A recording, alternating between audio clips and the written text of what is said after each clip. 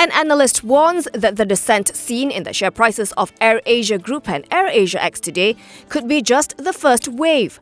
The two counters tumbled by over 11% earlier today, following news that Airbus paid a bribe of $50 million or 204.8 million ringgit to key decision makers at the carriers to win aircraft orders. AirAsia Group and AirAsia have denied any wrongdoing, while the MACC, the Securities Commission and Mavcom say they will be looking into the allegations.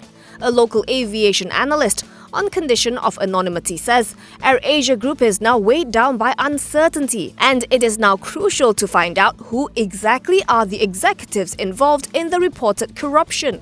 He points out that if, for instance, Group CEO Tan Sri Tony Fernandes is the executive involved, and if he is charged by the MACC, then he would have to resign from all positions held and sell off his stakes, which directly and indirectly total some 32%.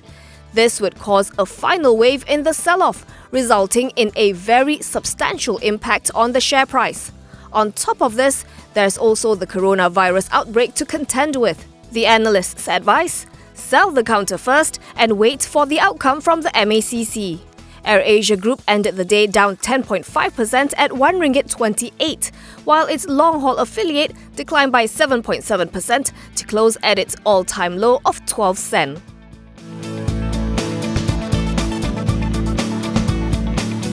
The coronavirus outbreak savaged the markets today, sending the FBM KLCI tumbling for a 10th straight day to a 9-year low of 1,521.95, down 0.6%. TA Securities senior technical analyst Stephen Su told The Edge that selling pressure still persists as investors remain jittery. He said the stocks may be trying to bottom out, but it's still too early to tell. Meanwhile, recent gainers like glove makers' shares retreated on profit-taking, following a series of gains recorded late last month. Su notes that more significant buying has yet to return in the local market. Should there be further weakness or a sharp correction in the Dow, he foresees a spillover into the Asian region. Bursa Malaysia saw 3.98 billion shares worth 2.85 billion ringgit traded. Losers outnumbered gainers by 738 to 281, while 327 counters remained unchanged. Today's top laggards are Hap Seng Consolidated and Axiata. Beijing announced today that a total of 361 people have died from the coronavirus in China alone, with infections jumping to over 17,000. The death toll now exceeds the 2002-2003 SARS outbreak.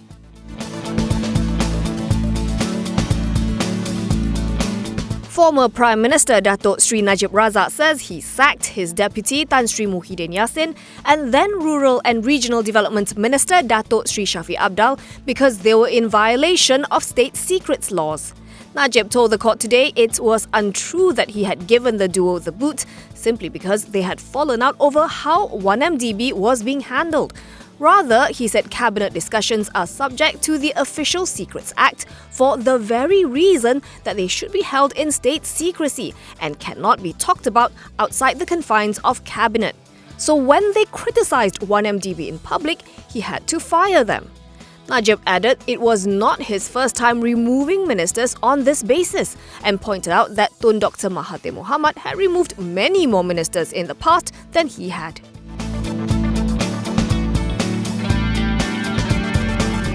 LPI Capital reported a 3.1% improvement in fourth quarter net profit to 86.6 million ringgit, thanks to better results from its general insurance business. Revenue for the quarter rose 2.6% to 399.3 million ringgit.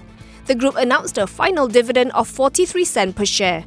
For the full year, LPI's earnings rose 2.7% to 322.4 million ringgit, while top line rose 5.9% to 1.6 billion ringgit.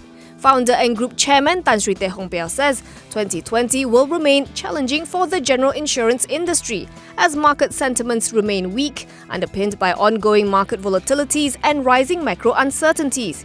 He hopes Putrajaya's focus in its 2020 budget on development expenditure to support growth and improve sentiment will bring positive spillover effects to the various economic sectors.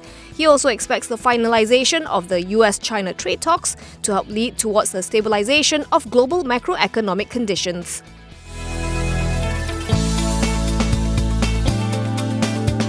Bursa Malaysia Securities has granted Kinsteel a further 3-month extension to submit a regularization plan. The troubled steelmaker now has until April 30th to do so or find itself booted off Bursa Malaysia's main market.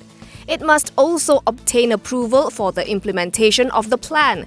If it fails to get approval, it must appeal within the timeframe and succeed in its appeal, and then it must roll out the plan within the timeframe or extended timeframes as stipulated by the relevant authorities or be delisted. This marks the third postponement by Kinsteel. The initial deadline was June 30th, 2018. This was subsequently extended to December 31st, 2019. Kinsteel has been classified as a PN17 company since October 27, 2016, after its auditors expressed a disclaimer of opinion in its audited financial statements on the basis of the steel manufacturer's ability to continue as a going concern.